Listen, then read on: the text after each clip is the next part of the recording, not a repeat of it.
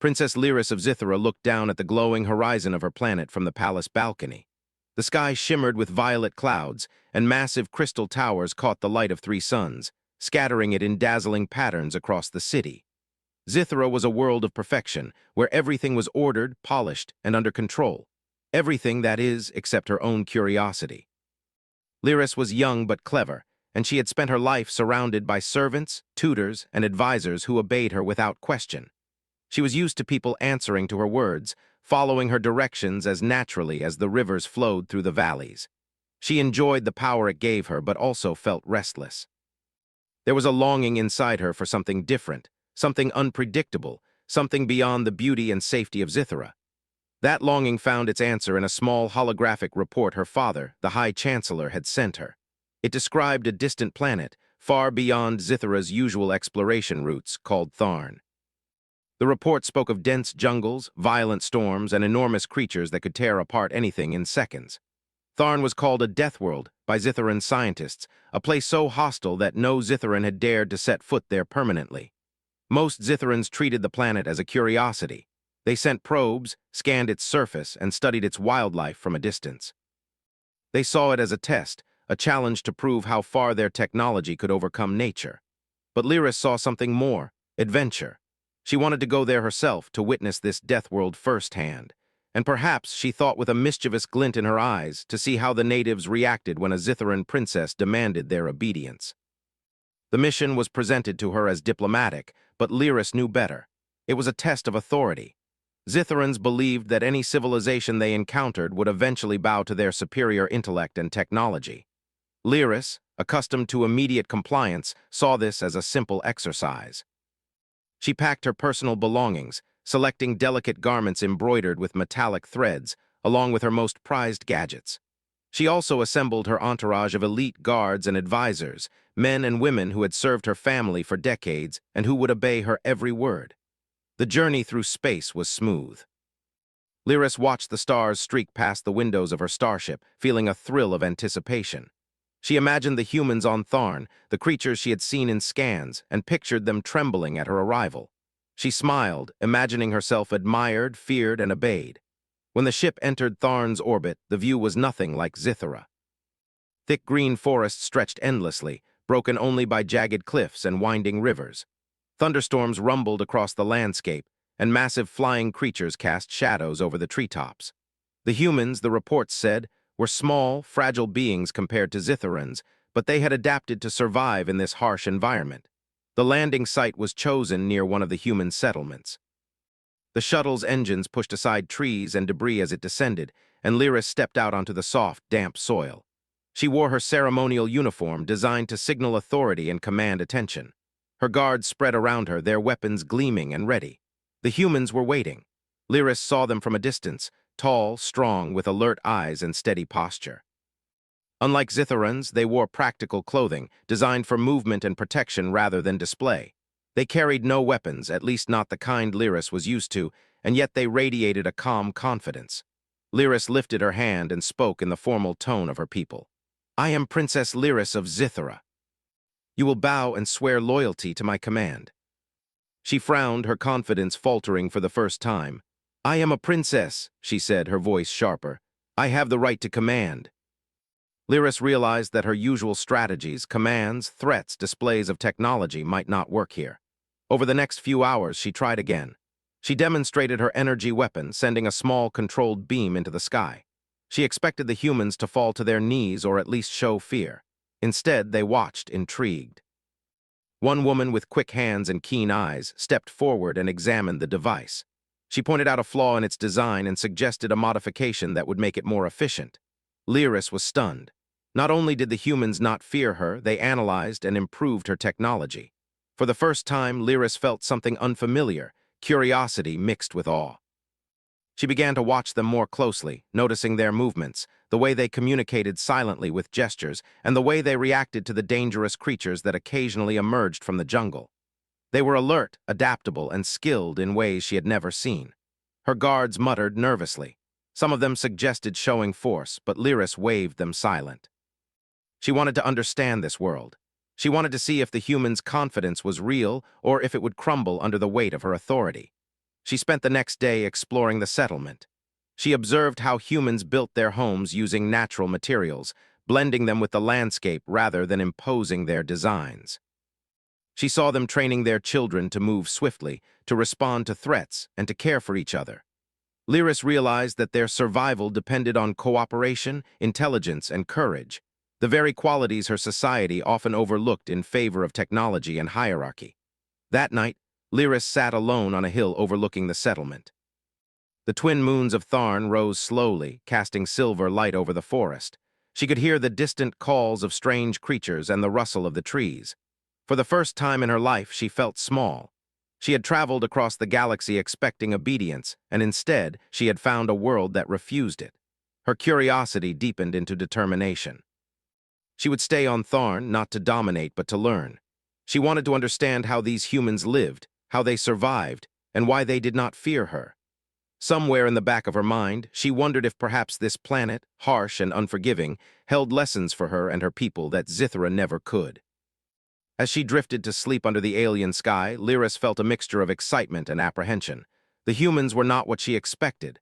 They were not weak, nor were they simple. They were strong, clever, and unafraid. And she knew that this encounter, her first step onto Thorne, would change her forever. The next morning, she would speak with the humans again. This time, she would try not to command. She would try to understand. But even as she prepared, a small part of her, the part trained to expect obedience, wondered if she could ever truly earn their respect. Deep in the jungle, unseen eyes watched her. Predators, storms, and the raw power of the planet itself would soon test the limits of everyone who set foot here. But for now, Lyris stood on Thorne, a princess of a distant world, facing a people who refused to answer to her. And that simple defiance, she realized, was more powerful than any technology she possessed. For the first time in her life, Princess Lyris did not know what would happen next, and that uncertainty thrilled her more than anything she had ever felt. The morning light filtered through the dense canopy, casting mottled shadows across the Thorne settlement. Princess Lyris rose from her makeshift sleeping platform, her mind restless. She could still hear the echoes of the previous day, the calm, unflinching responses of the humans to her commands, their silent confidence.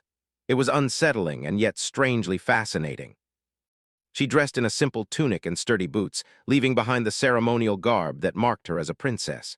Here on Thorne, appearances mattered less than skill. She carried only a small utility device at her belt, designed to help with minor tasks and nothing more. Her guards hovered nearby, still tense, but Lyris waved them silent. Today, she wanted to observe, not dominate. Her first steps into the settlement revealed a world alive with activity. Humans moved with purpose, some tending gardens filled with hardy plants that thrived in Thorne's soil, others repairing shelters or teaching younger children how to climb and navigate the dense forest. Every movement was efficient, every action intentional. There was no wasted effort. Lyris noted the differences between this society and Zitha. On her planet, life was carefully controlled. Here, life was carefully learned. A group of children ran past her, chasing one another while laughing, their eyes bright with energy and alertness. One stumbled over a root, but another reached out and caught him, steadying him instantly. Lyris felt a strange warmth in her chest. Cooperation, she realized, was not a lesson on Thorne. It was instinct, embedded in every human she saw. The tall man with the scar who had first spoken to her approached. "Good morning, Princess," he said, his voice calm and steady. "I am Kale. We saw you watching yesterday. Will you join us today?"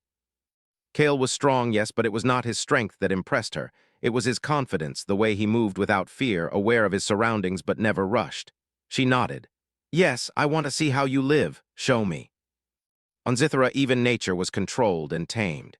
Here, the forest was untamed, unpredictable, and alive. Birds with glimmering feathers darted through the trees, massive insects hummed in the undergrowth, and the distant roar of a predator echoed through the hills. Yet the humans moved confidently, almost as if they were a part of this wild environment, not intruders. Kale led her to a small clearing where humans were practicing survival drills. They climbed trees with agility, built traps and snares, and navigated uneven terrain with skill. Lyris watched, fascinated. She had expected chaos, weakness, or at least fear, but there was none. "Your people survive here by relying on one another," she said, trying to understand. "Not technology."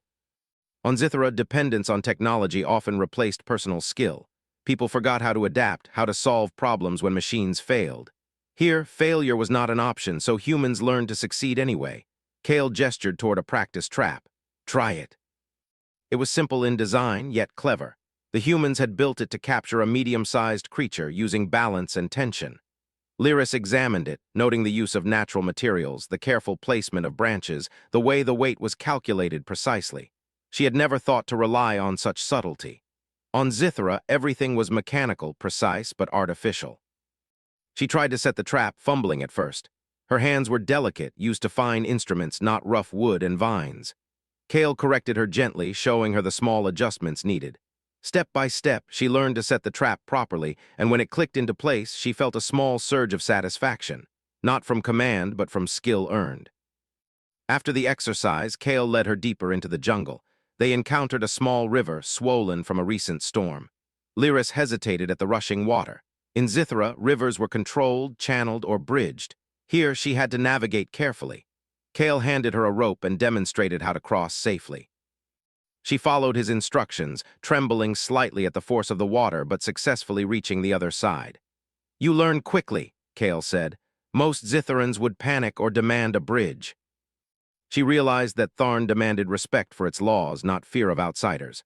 As they walked, she asked questions. How did they survive the massive predators? How did they build shelters that lasted despite storms? How did they train children to be so alert, so skilled? Kale answered each question patiently, explaining techniques, strategies, and philosophies. Lyris listened intently, storing the knowledge, her mind opening to a new way of thinking. That afternoon, a challenge came. A massive predator, a creature with armored hide and powerful jaws, emerged from the jungle. Lyris froze, her heart pounding. Her guards immediately readied their weapons, but Kale held up a hand. Watch and learn. Some distracted the creature, others lured it into a trap they had prepared earlier. Lyris expected chaos, screams, failure, but there was none. Every move was precise, every action coordinated. The creature was caught and neutralized without a single human harmed. Lyris was astonished. She had never seen teamwork so perfect, so efficient. Afterward, she realized something profound. These humans were not strong in the way Zitharans considered strength. They were resilient, adaptable, and clever. Strength here was not about dominance. It was about survival, skill, and cooperation. Night fell, and the humans returned to the settlement. Lyris followed, exhausted but exhilarated. She had learned more today than she had in all her years of study on Zithara. She also began to understand why they had not obeyed her commands. Obedience was meaningless on Thorne. Survival depended on understanding, not submission. Sitting near the campfire, Lyris watched the humans interact. They shared food, stories, and laughter. They corrected each other gently, taught each other skills, and celebrated small victories. Lyris felt a strange envy and admiration. Zitharans had wealth, technology, and status, but here the humans had confidence, resilience, and mutual respect. Kale noticed her gaze. You are thinking deeply, princess. But you are learning quickly. That is rare. She realized that she had underestimated the humans completely. They were not primitive, not weak, and not afraid. In fact, she thought they might be the strongest beings she had ever met. As she drifted toward sleep, she promised herself that she would continue learning. She would not command. She would observe, adapt, and understand. Perhaps in time, she could take these lessons back to Zithara. Perhaps she could show her people that true strength came from skill, resilience, and cooperation, not titles and technology alone. Somewhere deep in the jungle, predators stirred, rivers swelled, and storms gathered strength. Thorne was a harsh teacher, and the days ahead would test Lyris and her entourage more than anything they had faced. Yet for the first time, the princess felt ready. She was no longer just a visitor. She was a student of this harsh, beautiful world. The humans had refused to bow, refused to obey, yet in doing so, they had given Lyris a gift far greater than submission. They had given her the chance to learn, to grow, and to discover strength she never knew she had, and she would not waste it. For the first time, Princess Lyris understood that Thorne was not a place to conquer. It was a place to be tested, a place to learn, and perhaps a place to find herself. And that thought filled her with anticipation, excitement, and a profound respect for the Deathworlders who thrived there. The sun rose over Thorne, spilling golden light across the dense jungle. Princess Lyris stirred from sleep, her body sore but her mind alert. Last night's lessons and observations had left her restless with anticipation. Today, Kale had promised a new kind of trial, a challenge not of obedience or observation, but of skill, courage, and trust. She joined Kale and a small group of humans at the edge of the jungle. Their faces were calm, serious, but not tense. They moved as if every step was part of a rhythm they had practiced countless times. Lyris followed, her heart racing with excitement. She had expected danger on this planet, yes, but she had never imagined it could feel like real adventure, like the stories of explorers she had read as a child. Kale stopped at a small clearing where the humans had laid out equipment. Nothing here resembled Zitharan technology. There were ropes, simple tools, nets, and small handcrafted weapons designed for survival rather than destruction. The humans looked at Lyris expectantly. "Today," Kale said, "you will participate in a trial. You will face challenges in the jungle using your wits, your strength, and your ability to work with us. Your goal is to survive the day and learn from it. There is no prize, only experience." She was used to contests where the winner received accolades, but here, the stakes were different. Here, the stakes were life and learning. She felt a thrill she had never known on Zithara. The first challenge was a river crossing. The river was swollen from recent rains, its waters rushing violently over hidden rocks and fallen trees. Lyris instinctively reached for her utility device, but Kale stopped her. "Nature provides tools if you know how to use them," he said. "Trust your instincts and what we've taught you." Her heart pounded, but she kept her focus, remembering the lessons of balance and awareness. Step by step, she crossed the river, feeling a surge of pride as she reached the other side without incident. "Good," Kale said. "You are learning to trust yourself." Kale led the group deeper into the jungle, pointing out broken branches, footprints, and other subtle signs of movement. Lyris had always been observant, but Zitharan life rarely demanded such acute awareness. Here, every sound, every mark could mean life or death. They followed signs of a large creature through thick undergrowth. Lyris noticed the tiniest disturbances in leaves, the faintest imprints on mud, and gradually she learned to read the jungle as if it were a book. By the end of the lesson, she could anticipate the creature's movements and even predict where it might appear next. She realized that humans survived here not through weapons alone, but through observation, intelligence, and foresight. After hours of tracking, the humans set up a camp in a small clearing. Lyris had learned how to construct a simple shelter using only branches and leaves, skills that would have seemed primitive on Zithara, but here were life-saving. She also learned to prepare basic rations, selecting plants and fruits that were edible and nutritious. She had never felt such practical accomplishment, and she could feel a new kind of respect for the humans growing inside her. But the real test had not yet come. As the group settled, Kale looked at Lyris seriously. "There is one final challenge today," he said. "You will face a predator. It is large, fast, and dangerous. You will not have your devices to protect you. You will only have your knowledge, your skill, and your teamwork." "I am ready." Then the predator appeared, a massive creature with armored scales, long claws, and eyes that glowed with instinctive intelligence. Lyris froze at the sight. Her first instinct was to retreat, but Kale placed a steady hand on her shoulder. "Focus, observe, anticipate." One distracted it with movement, another guided it toward a natural trap, a pit hidden beneath leaves.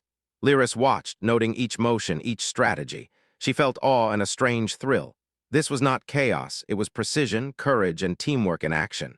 At a critical moment, one of the humans faltered and the creature lunged dangerously close. Without thinking, Lyris shouted a warning and threw a branch to divert the predator's attention. It worked. She realized she had contributed meaningfully, not as a princess giving orders, but as a participant, trusted and needed. Together, they guided the predator into the trap. The creature roared in frustration, but was caught safely. Lyris's heart was racing, her hands trembling with adrenaline. She had faced true danger and survived. More importantly, she had learned that survival here depended not on status or technology, but skill, awareness, and cooperation. The group returned to the camp exhausted but triumphant. Lyris sat down beside the fire, feeling a deep sense of accomplishment. She had faced fear, tested her limits, and contributed to the success of the team. She looked at the humans around her, seeing the quiet pride in their eyes. They had accepted her as one of their own, not because of her title, but because she had learned and acted alongside them. Kale approached, offering a simple smile. "You have done well today. Few outsiders succeed on their first attempt. You listened, observed, and adapted. That is strength. Respect and trust are earned. Power alone is not enough to survive here." For the first time, she understood that learning could be more powerful than commanding. She also understood that the humans' refusal to bow was not disrespect. It was survival instinct, wisdom, and confidence all wrapped into one. That night, as the jungle sounds echoed around her, Lyris dreamed of rivers, predators, and the subtle signs of life hidden in the leaves and shadows. She dreamed of herself moving not as a princess with authority, but as a participant, learning, growing, and surviving. When she awoke, she knew that the trials of Thorne had only begun. Tomorrow would bring new challenges, storms, and perhaps even greater predators. But she also knew that she was ready. She had learned to observe, to adapt, and to trust, and those lessons, she realized, were worth more than any title or command she had ever held. The princess had entered Thorne expecting to dominate, to see obedience, and to wield power. Instead, she had found a world that demanded skill, courage, and intelligence. And in facing it, she had begun to discover strength within herself that she had never known existed. As the humans prepared for sleep, Lyris sat quietly, listening, learning. The jungle hummed around her, alive, dangerous, and endlessly fascinating. She had survived her first true trial, and in doing so had earned a new kind of respect, not only for the humans, but for herself. In the days ahead, she knew there would be more tests, more lessons, and more moments that would challenge everything she thought she knew. But for now, she allowed herself to feel pride and excitement, knowing that she had faced the jungle, faced danger, and emerged wiser and stronger. Thorne was teaching her, shaping her, and opening her eyes to a new kind of strength. A strength that came not from titles or technology, but from courage, skill, and the bonds formed through trust and cooperation. And Princess Lyris, for the first time in her life, felt truly alive. The morning air on Thorne was crisp, carrying the scent of wet earth and green leaves. Princess Lyris rose early, her body still tired from yesterday's trials, but her mind sharp and alert. She had begun to notice a shift inside herself, a sense of purpose that had nothing to do with her title or the privileges of Zitha. Here, survival was earned through skill, observation, and trust, not by inheritance. Kale greeted her at the edge of the settlement. His expression was calm but serious. "Today will be different," he said. "You will not only learn skills, you will begin to understand our way of life. You will see why we survive and why we thrive where others would fail." The lessons of the previous days had been eye-opening, but she was aware that survival on Thorne was not just about facing predators. It was about adapting to the ethos of the people. She was ready to learn, even if it challenged everything she had known. The humans led her into the deeper forest, where the canopy blocked most of the sunlight. The air was humid, and strange sounds echoed from all directions. Lyris noticed how the humans moved, silent, alert, every step deliberate. Their senses seemed heightened, tuned to the rhythms of the jungle. She realized that Zitharan technology, for all its sophistication, could not replace this instinctive awareness. Kale gestured to a small clearing where the humans were assembling materials. "Today," he explained, "you will build a shelter capable of withstanding a storm. You will do it with the resources around you and the skills you have learned." She knelt, feeling the rough textures in her hands, and began working alongside the humans. The work was harder than she expected. She had to think about stability, balance, and protection from the elements. Every branch had to be placed carefully, every knot tied firmly. As the shelter began to take shape, Lyris realized that the humans' ingenuity lay not in sophisticated tools, but in observation, experience, and problem-solving. While building, she asked questions about the humans' culture and way of life. "Why do you survive here while others fail?" she asked. A woman working nearby smiled. "We respect the world around us. We learn from it. We watch, listen, and adapt. We trust each other. That is more important than any weapon or machine." By midday, a storm began to gather. Dark clouds rolled across the sky, and the wind picked up, rattling leaves and bending trees. Lyris's shelter was not perfect, but it was functional, and she felt a surge of satisfaction as the humans tested it. Rain poured, thunder cracked, and lightning lit the sky, but the shelter held firm. She realized that the humans' methods, honed over generations, were practical and effective. As the storm raged outside, Lyris reflected on Zitha. Her home planet was technologically advanced, wealthy, and orderly, but its people were fragile in ways she had not understood before. They relied on machines, not skill. They relied on obedience, not judgment. They valued titles over courage. Here on Thorne, every action had consequences and every skill mattered. Lyris felt a mixture of admiration and envy for the humans' self-reliance. When the storm passed, the group ventured back into the forest. Kale led her to a shallow river where fish swam in the clear water. "You will learn to catch food," he said. "We cannot survive on the forest alone." The water was swift and the fish quick. She felt hesitation. Catching fish with her hands or with simple tools was nothing like Zitharan hunting simulations, but she remembered the lessons of observation and patience. She knelt, watched the water, and waited. After several attempts, she successfully caught a fish, her heart racing with exhilaration. The humans clapped quietly, acknowledging her success without exaggeration. Lyris felt a deep satisfaction, the kind that came from skill earned, not inherited. Later, as the sun began to set, Kale spoke seriously. "Some of your people may arrive soon," he said. Lyris stiffened. Zitharan officials rarely tolerated what they considered insubordination. "They will demand obedience," Kale continued. "And you will have to decide where your loyalty lies." That evening, Zitharan ships appeared in the sky, descending toward the settlement. The humans watched calmly, prepared but not intimidated. Lyris felt her heart tighten. Her guards shifted nervously, but Kale laid a steady hand on her shoulder. "Remember what you have learned," he said. "You have seen strength in action. You have seen courage, resilience, and wisdom. Let that guide you." They were shocked by her defiance, expecting fear or hesitation. Lyris met their eyes steadily. "You came here expecting obedience. I have seen a world where respect is earned through skill, courage, and cooperation. If we want to survive here, we must learn from them, not dominate them. These people are not subjects. They are equals. Treat them with respect and you may survive. Demand submission and you will fail." She had seen a kind of strength that her society often overlooked, and she was determined to embrace it. As night fell, Lyris walked through the settlement, observing humans preparing for sleep. They shared food, told stories, and laughed quietly. Their strength was not just physical, it was social, ethical, and practical. She realized that leadership in this world required understanding, humility, and cooperation. Titles and technology alone were not enough. Lyris found herself thinking of her father, the High Chancellor. He had always valued order, obedience, and power. She wondered how he would react if he saw her now, not as a princess commanding others, but as someone who had learned from a species that thrived in adversity. She smiled faintly. Perhaps he would be angry, perhaps proud. She did not know. What she did know was that she had changed. As she lay beneath the stars, listening to the sounds of the jungle, Lyris felt a deep sense of fulfillment. She had survived challenges, learned new skills, and seen a way of life that was both harsh and beautiful. She had begun to understand the humans' refusal to obey. It was not defiance, but wisdom, courage, and respect earned through action. Tomorrow would bring new challenges, and the Zitharan officials would remain a threat. But Lyris felt ready.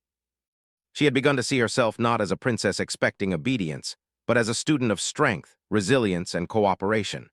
She had begun to see the true meaning of power, not through fear or titles, but through skill, courage, and understanding. And as the night deepened, the jungle alive with unseen creatures and the distant roar of predators, Lyris felt a quiet determination. She would continue to learn, continue to grow, and continue to bridge the gap between Zithara and Thorne. She would honor the lessons of the humans, and perhaps, one day, bring those lessons back to her people. For the first time, Princess Lyris understood that survival, respect, and true strength were earned, not demanded. And in that understanding, she had found a sense of purpose and belonging she had never known in her palace of crystal towers and obedient subjects. The humans had not bowed to her, and yet they had given her something far more valuable than submission. They had given her knowledge, courage, and the wisdom to see the world differently. And Lyris knew that her transformation was only beginning. The morning sun rose slowly over Thorne, painting the dense jungle in shades of gold and green. Princess Lyris stood at the edge of the settlement, looking out at the forest that had become her classroom, her challenge, and her teacher. She felt the warmth of the sun on her face and the cool breeze carrying the scents of the jungle. For the first time, she felt at home in a world that was wild, unpredictable, and alive. The Zitharan officials still lingered in orbit, watching, waiting. Lyris knew that they expected obedience, submission, and a quick show of power. But she had learned the lessons of Thorne. Strength was not measured by titles or technology, but by skill, courage, and the ability to work together. She had grown from a princess who demanded obedience into a leader who earned respect through action and understanding. Kale approached, his expression calm. "They will come to the surface today," he said.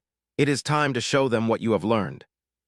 She looked at their faces, strong, confident, capable. She felt pride and gratitude. They had accepted her as one of their own, not because of her title, but because she had learned, listened, and acted alongside them. When the Zitharan ships descended, the humans gathered quietly. Lyris stepped forward, her posture firm but respectful. The officials emerged, expecting a scene of fear and compliance.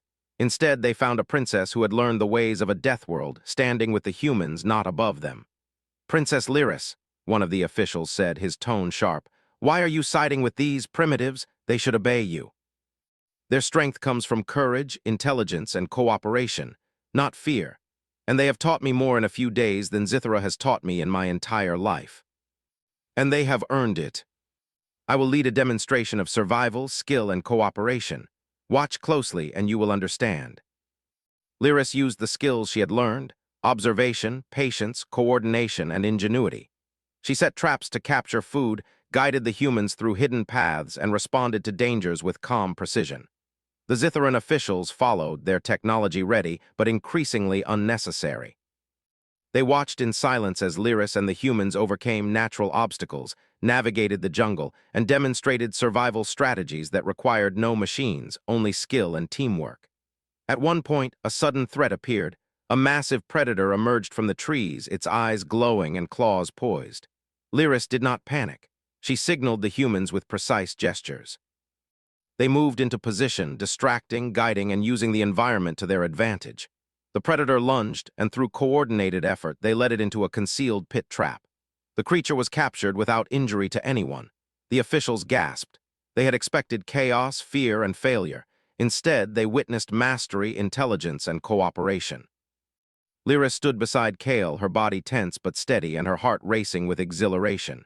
She had led not through authority but through action, knowledge, and trust. When the demonstration ended, Lyris turned to the officials. "Do you see now? Strength is not in titles or devices. It is in courage, skill, and cooperation. These humans have survived and thrived in a world that would defeat anyone relying on fear or technology alone. And I have learned from them. Respect is earned, not demanded. Obedience is meaningless without understanding." She felt a quiet satisfaction. She had not only survived Thorne, but she had learned a truth that Zitha had ignored for centuries. Kale stepped forward. "Princess Lyris has chosen a new path, not one of domination, but of alliance. We will share knowledge, skills, and resources. We will teach those who wish to learn, and we will respect those who survive through their own strength." She had entered Thorne expecting obedience, but she had found partnership, friendship, and wisdom. That evening, Lyris and Kale addressed the Zitharan officials formally. She spoke clearly, her voice steady, carrying the authority of someone who had earned it through understanding, not inheritance. "Zitha has much to learn from this world. These humans possess strength, resilience, and intelligence that can teach us about survival, leadership, and respect. We must approach them not as subjects to command, but as equals to collaborate with. This is the way forward if we wish to survive and thrive here." Some were reluctant to accept her perspective, clinging to old beliefs, but others saw the logic and the truth. The lesson of Thorne was undeniable. Respect, courage, and skill could not be ignored. Over the following days, Lyris worked closely with the humans and her own people. They established a joint training program where Zitharans learned survival techniques, environmental awareness, and cooperative strategies. Lyris herself participated in every exercise, guiding, teaching, and learning alongside the humans. The transformation was visible. Zitharans who had relied on gadgets and hierarchy began to adapt, to respect, and to understand. The humans, in turn, shared their knowledge willingly. They demonstrated hunting techniques, shelter construction, navigation skills, and strategies for working together under pressure. Lyris watched closely, absorbing every lesson, marveling at the depth of their understanding. She realized that strength could take many forms, but the most enduring was the one that combined intelligence, courage, and collaboration. In the evenings, Lyris sat with Kale and the humans, listening to their stories, sharing experiences, and learning their perspectives. She began to understand that the refusal to obey had not been defiance. It had been wisdom, survival instinct, and ethical strength. They taught her that leadership required empathy, insight, and the ability to adapt, not just the wielding of power. Weeks passed, and the alliance between Zitharans and humans strengthened. The settlement grew into a model of cooperation. Zitharans adapted to the harsh environment, humans shared their skills openly, and Lyris acted as a bridge, guiding her people to embrace new values. She no longer felt the need to command. Instead, she led through example, showing courage, wisdom, and humility. One evening, as the sun set over the jungle, Lyra stood at the edge of the settlement, looking at the horizon. The jungle stretched endlessly before her, vibrant, untamed, and alive. She reflected on her journey from a princess expecting obedience to a leader who had earned respect through learning and action. She had discovered the true meaning of strength, and she had found a way to bring it to her people. Kale approached quietly. "You have changed, princess," he said. "You have seen what strength really is. You have learned to lead with wisdom, courage, and respect. Together, we are stronger." The following days were filled with training, planning, and collaboration. Zitharans who had once relied solely on technology began to embrace new methods. Humans shared knowledge freely, teaching survival, strategy, and the subtle arts of observation. Lyris acted as a leader, mentor, and student all at once. She had learned the most important lesson of all: true leadership is not in being obeyed, but in earning trust and inspiring strength in others. One evening, Lyris stood on a hill overlooking the settlement, the twin moons rising in the sky. She felt a sense of peace she had never known on Zithara. She had entered Thorne expecting to command, and instead she had found wisdom, strength, and friendship. She had seen humanity at its finest, adaptable, courageous, intelligent, and cooperative. Lyris turned to Kale, smiling. "I understand now. Titles, machines, and wealth are meaningless here. What matters is courage, skill, and the bonds we form with each other. That is true power." She had bridged two worlds, creating a partnership between humans and Zitharans that could thrive against any challenge. For the first time, Princess Lyris knew that humanity, resilient, clever, and cooperative, was a force to be respected, admired, and learned from. And she knew that by embracing these lessons, she could bring about a future where strength was measured not by titles or fear, but by courage, intelligence, and the bonds of trust. The jungle stretched endlessly before her, alive, unpredictable, and full of possibility. And Princess Lyris, standing among Deathworlders who had taught her the meaning of true strength, smiled. She had expected obedience, but she had found something far greater: understanding, respect, and the knowledge that true power lies in learning, adapting, and working together. And in that understanding, she felt unstoppable.